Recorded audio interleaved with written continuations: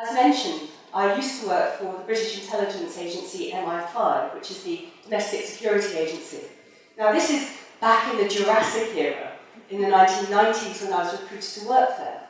So it was the analog era. And it was also, I suppose, the only marginally golden ethical era of MI5's 100-year history, because terrorism was coming to an end. Peace treaties were being signed around the world. And this was before 9/11, when all the rules changed and the gloves came off the intelligence agencies. They became very brutal. And yet, at that time, and I was only there for 6 years, I and my former partner witnessed so many things going wrong, so many abuses, that we felt compelled to resign and blow the whistle. These abuses ranged from files on hundreds of thousands of our fellow citizens, through to government ministers, to bombs that could and should have been prevented, to illegal telephone taps, no change there, through to issues where innocent people were put in prison because the spies withheld the proof of their innocence, and also up to and including a murder plot where MI6, the James Bonds of our intelligence world, were implicated in funding an Al-Qaeda-affiliated group in Libya to try and assassinate the then leader of the country, Colonel Gaddafi. Now, this operation was illegal under British law, and manifestly it went wrong, because Colonel Gaddafi survived to be assassinated in 2011 by exactly the same groups, and it also killed innocent people. So we couldn't think of anything more heinous, and this is why David, my partner, and I resigned to blow the whistle. And as a result of that, we faced automatic imprisonment for a breach of a law called the Official Secrets Act.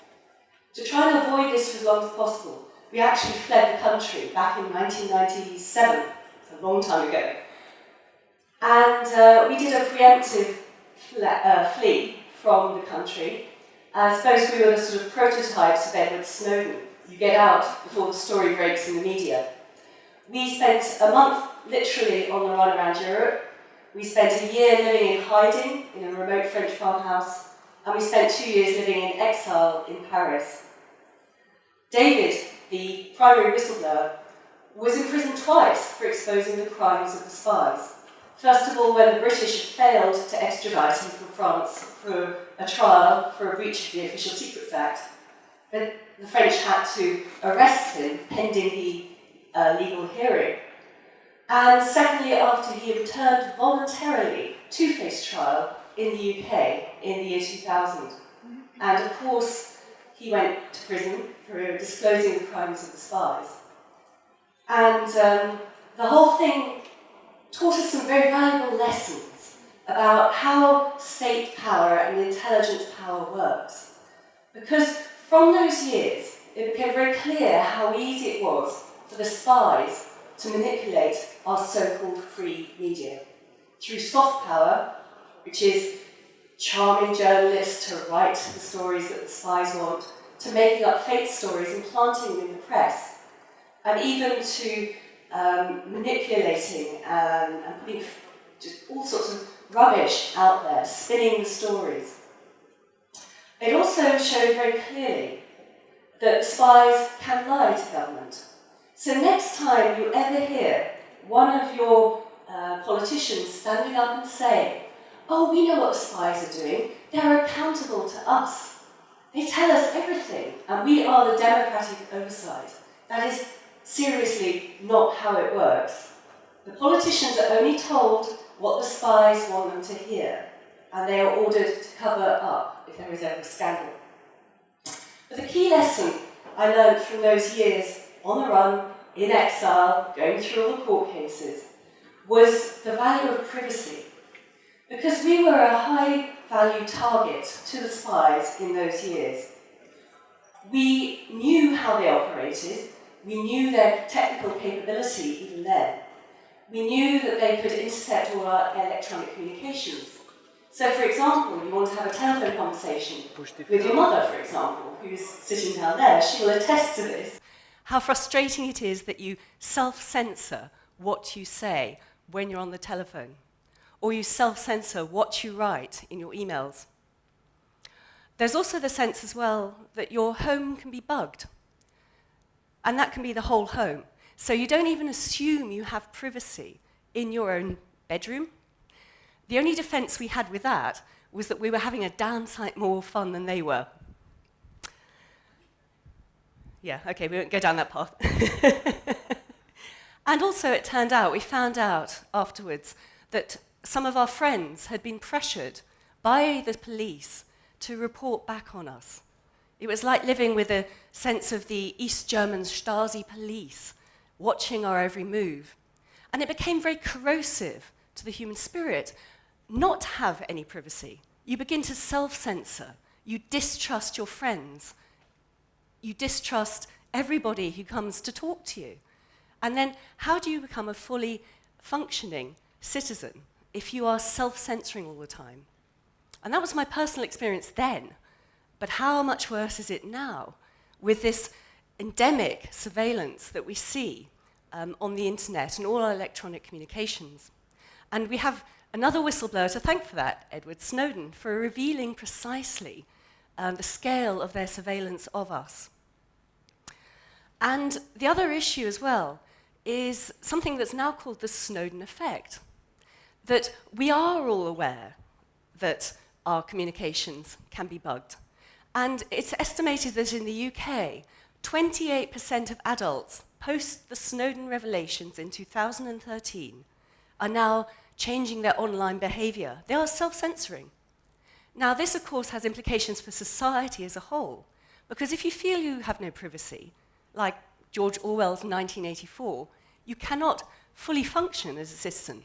You self-censor what you write, you self-censor what you say, and of course you self-censor what you ingest, what you read, you write, you watch, all that stuff. So you cannot be a fully informed citizen to make fully informed decisions on the direction you want your country to go, or the sort of government you want. So that is corrosive, not just to the individual, but also to society as a whole. And the other aspect as well is that if people are involved in activism, for example, you might be out there demonstrating for an environmental issue, or for peace, or stop the war, whatever it is. If you know that you are being watched, and you know that what you're doing now is legal today, but the laws can change in the future, and all the information about you today is being gathered and stored, and can be used against you in the future, then again, you might think, perhaps I don't want to be seen doing this. It might come back and hit me in future life. Now, if this sounds fanciful, in the UK, back in 2011, we had a big Occupy camp in the City of London. And you think, well, you know, mainly they were sort of a bunch of hippies sitting in tents smoking a bit of weed. They're hardly a threat to our national security. But it turns out that the police wrote a threat assessment to the local banks, which was leaked, ironically. And this defined the Occupy activists as domestic extremists or terrorists. Now, roll forward a few years. What if suddenly being a domestic extremist is against the law? They've been identified as such in 2011. That information is kept. That information can then potentially be used against them in the future. So all this surveillance has a stifling effect on democracy, as well as a stifling effect on healthy human relations and a life fully lived. And I say this because looking at the sheer scale of what Edward Snowden has revealed, even the very early disclosures, the first one was a program called Prism, which showed that all the big internet companies were allowing the NSA and the UK version of it, GCHQ, as well as some other key allies, Australia, Canada, New Zealand, full access to the information that they held. Now, some of them realized that was a very bad marketing move, and they scrabbled back. So Apple iPhones now can have end-to-end encryption. That is a good marketing tool. But the fact they allowed it to happen to begin with is frightening in itself, the merger of the corporate and the state. The other really nasty program from a European perspective was something called Tempora. And this involved GCHQ, the patsies of the NSA in the UK, mainlining all the information off the fiber optic cables between North America and Europe, hoovering everything up, all our stuff. And our Foreign Secretary, the politician who is supposed to be in charge of GCHQ, immediately stood up and said, "Oh, no, it's okay, I know what they're doing." Yeah, right. And I signed a warrant that means they're allowed to do it in the UK. Now, putting aside the very dubious legal question about should our Foreign Secretary be able to sign a warrant that covers the whole population of the UK, even if that were legal, where does he get off thinking that he can sign a warrant that covers the whole population of Europe? It's crazy. And one other program, if you still need convincing about why privacy is so important, was something called Optic Nerve. And I'm just wondering how many of you might have heard of this from the Snowden disclosures. No. It didn't get much coverage, but this basically means that they can access the NSA and GCHQ in real time video conferencing calls. Now, it turns out, in this era of long-distance international relationships and things, that about 10% of our video Skyping activity, or whatever, is, shall we say, slightly pornographic in nature. I won't ask anyone to put their hands up if they've ever done that, but apparently it does go on. And apparently as well, because there was so much of this visual stuff coming through, that the spies in GCHQ, poor little sensitive things, had to get counselling to deal with all the pornography that was coming their way. Now, putting that aside, we as consensual adults in long-distance relationships are certainly doing nothing wrong by conducting those sort of videos. However, I bet most of us would think, well, I'm doing nothing wrong, but I certainly have something to hide here. I want my privacy. So there's a whole range of different things that invades our privacy and impedes our privacy. And that's just the sort of government spy agencies doing it semi-officially. We also, though, have to look at the corporate side of things too. Now, many of us will be painfully aware that we are the produce of the big internet companies. Our data is how they monetize themselves. However, it gets worse than that. How many of you are aware of the intellectual property wars that have been going on? Yeah, quite a few. So we have a situation where, of course, there is a case against piracy over the internet, where companies invest money to produce music, to produce a film, or whatever it is, and they don't want it pirated. However, it's become rather extreme. Intellectual property for books or films or whatever is now 75 years after the death of the person who creates that art, that piece of work. So we have a situation where the corporations are demanding laws, and have successfully demanded laws, up to and including trying to develop deep packet inspection in order to see who might be pirating some sort of copyrighted material. But it's not just art, it's also patents. Things like new drugs, or old drugs, which are still in patent, or academic papers that have been produced in universities, publicly funded universities, and yet are privately published. So you have a situation where even the molecules that are make up our food can be patented now. This is what companies like Monsanto do. They say, oh, we've patented this particular brand of rice, so we own that patent. Nobody's allowed to do anything with that rice ever again without paying us.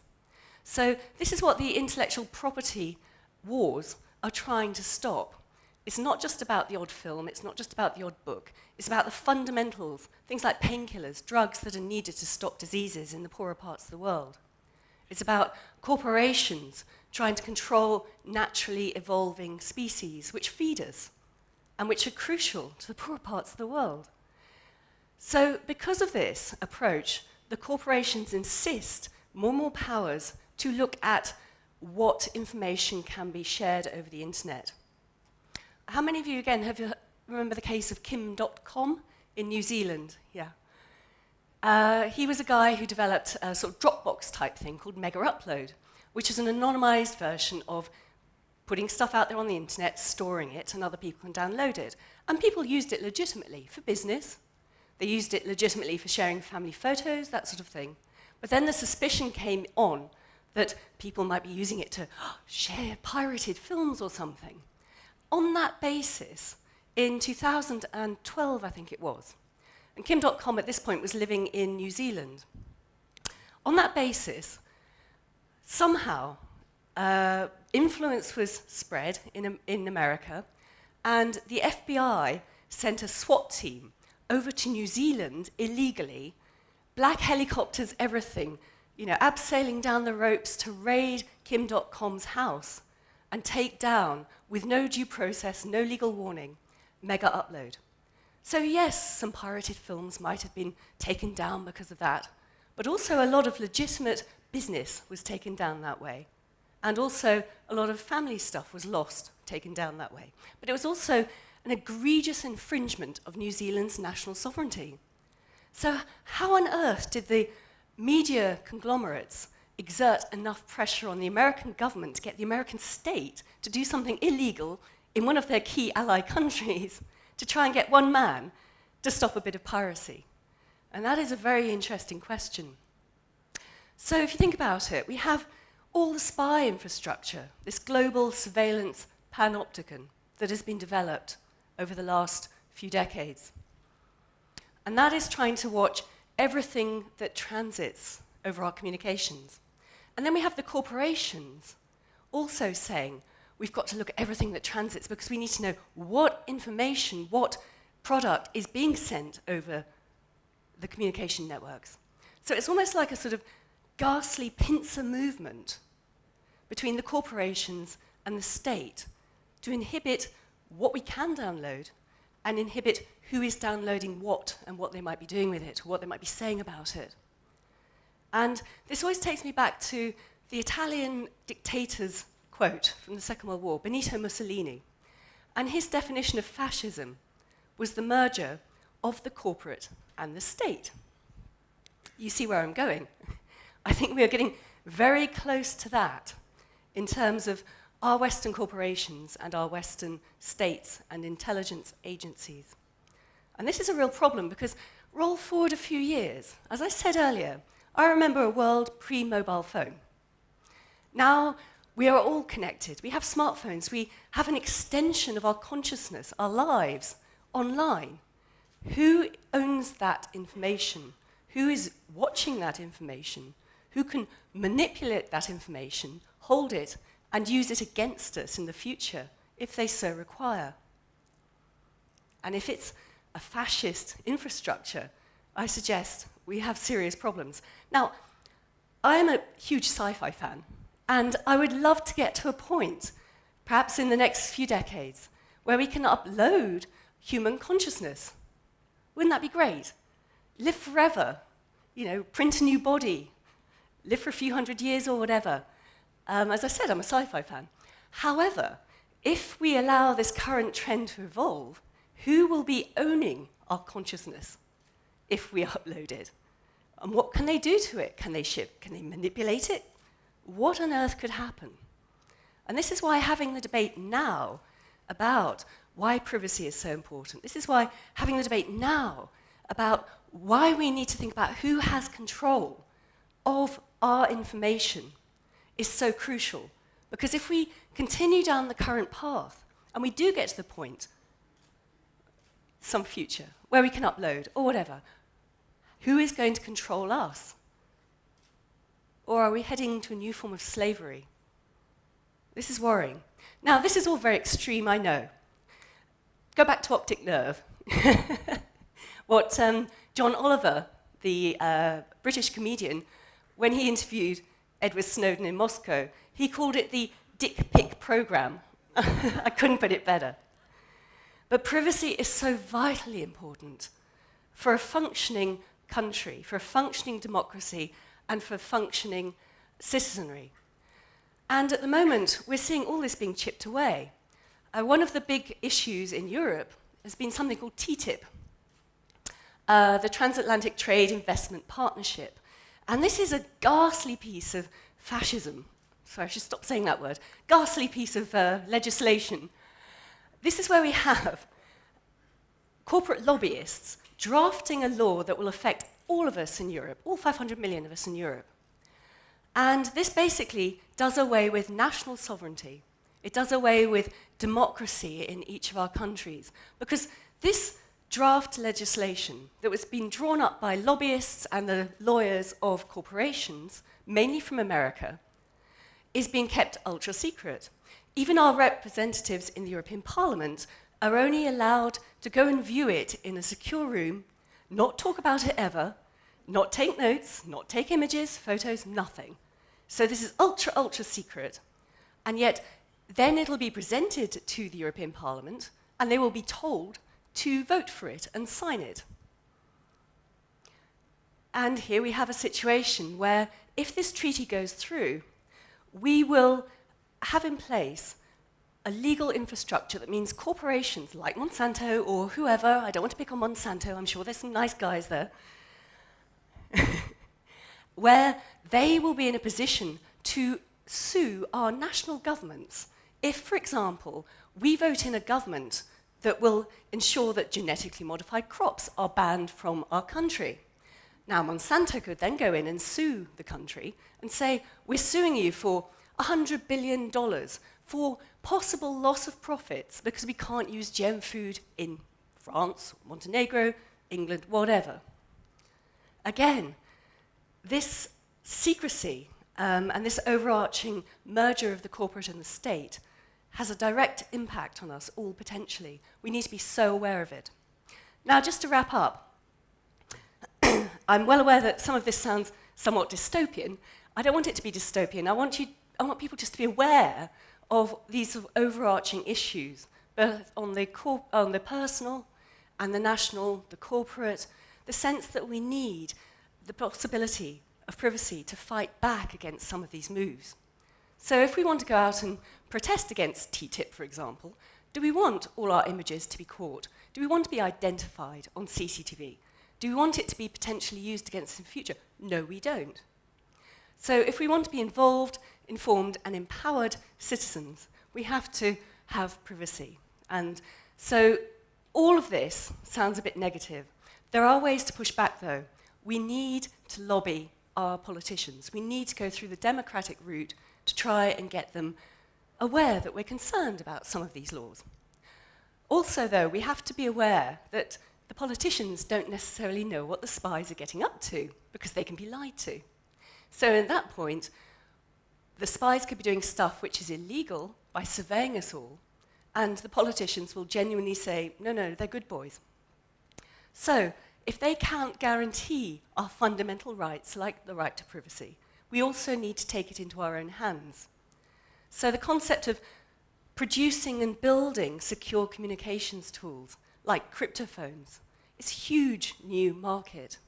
But also the concept that we need to take control of our privacy into our own hands is also very important. And that means using a whole suite of different tools, like Tor, Tails, OTR, encryption, open source software, the whole range. And this is a huge, ragingly hot market now amongst certain aware people in Europe. So the case is, if you don't fight for your privacy, you're going to lose it. If you don't fight for privacy, you will lose your democracy. But there are ways forward: the legal, the democratic, and the personal.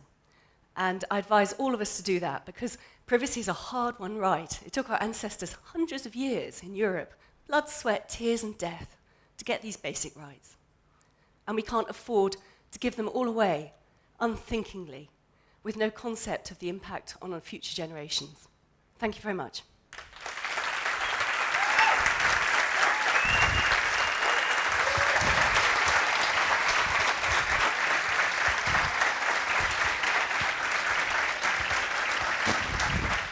Thank you so much. So we have time for about 10 minutes for questions. I have a few for you, and then we'll take questions from the audience. Annie, now that everyone in the audience is aware of all of these issues, what are some practical ways that people can sort of take action in their everyday lives to protect themselves now from potential things that could happen in the future? Well, one I think is basically ensuring your own privacy, because you can't guarantee that your governments are in a position to ensure your basic privacy. They might think they are. They might pass laws to try and rein in the abuse of the spies, but they won't necessarily be able to know what the spies are getting up to. So one of the easiest things, if the whole idea of using PGP encryption or the onion router, anonymized web browsing, or Tails, anonymized operating systems, or whatever, is a bit daunting, and to someone like me it is, then there's this wonderful movement called crypto parties, which has exploded around the world in the last 3 years. And this is basically where you get a bunch of socially minded sort of hacker geek types who will go along and for free, just, you take your laptop and they will tool you up with these sort of things, so that at least you have a fighting chance to protect your privacy. And that's been right. I mean, even Snowden says that if you have the whole suite, you're probably fairly safe to this day. Although there is one kicker to that, which is another of his revelations said that all hardware produced, the computers, even the USB cables, made since 2008, also have backdoors built into them.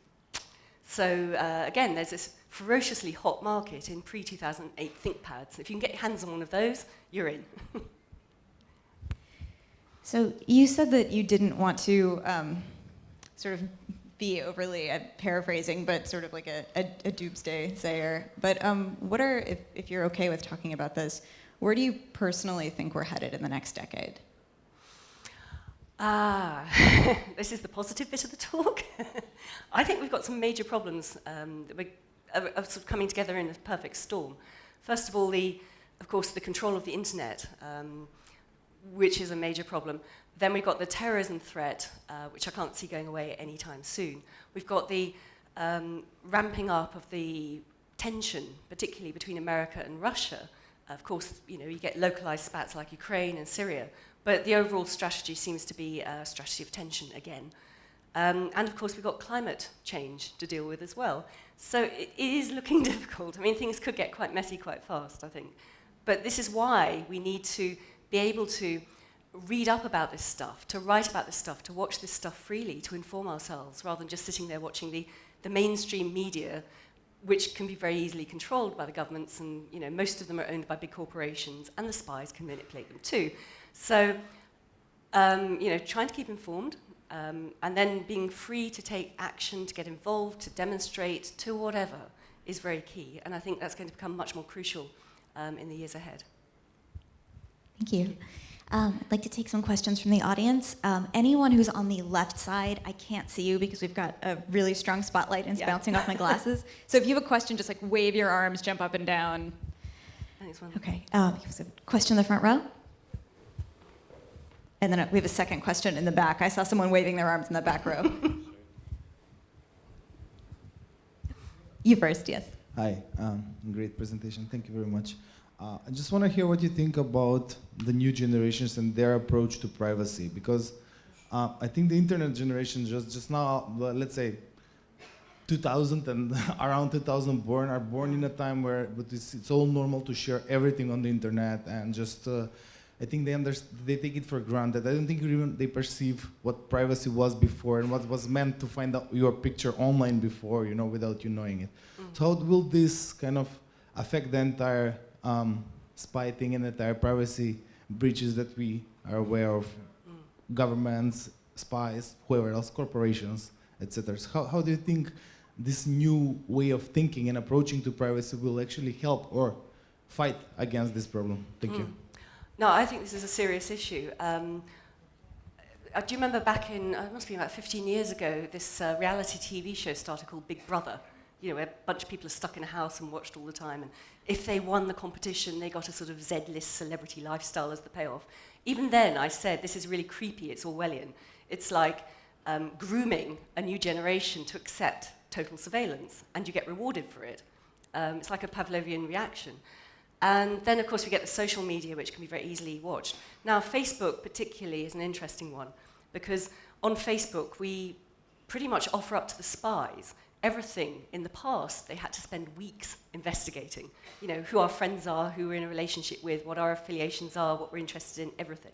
So it's like a spy's wet dream.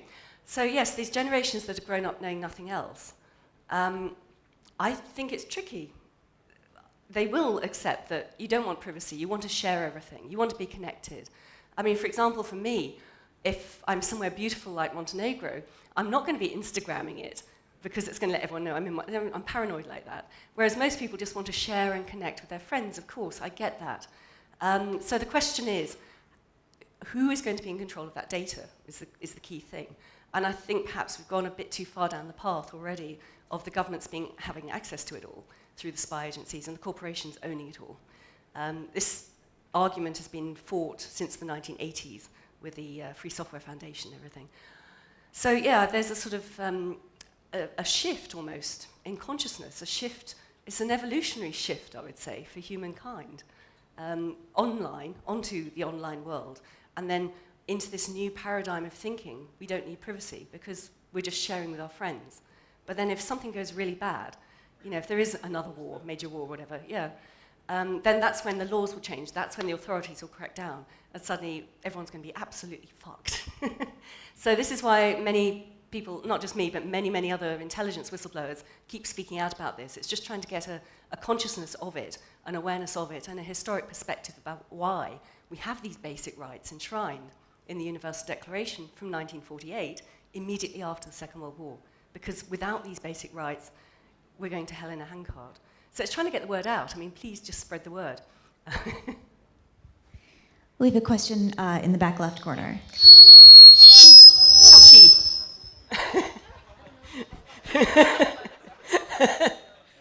All right, are we good? So I have a chart here from Ray Kurzweil. He has an accuracy of predictions of 86%, and he says that in 2030, mind uploading becomes successful and perfected, and humans become software-based. So what you're talking about is really concerning because this is coming up in the next 15 years possibly, and as you did say, Edward Snowden coming out like that did make us more cautious and aware of how we use the internet and what we post and what not. But is this awareness enough, or what are the next steps? Because coming from a small country, like demonstrating and lobbying for change of policies or laws is something quite difficult to accomplish. No, I agree. I mean, I'm aware of Kurzweil's work as well, and this is why, it's so exciting. We're on the cusp of this next evolutionary step for humans.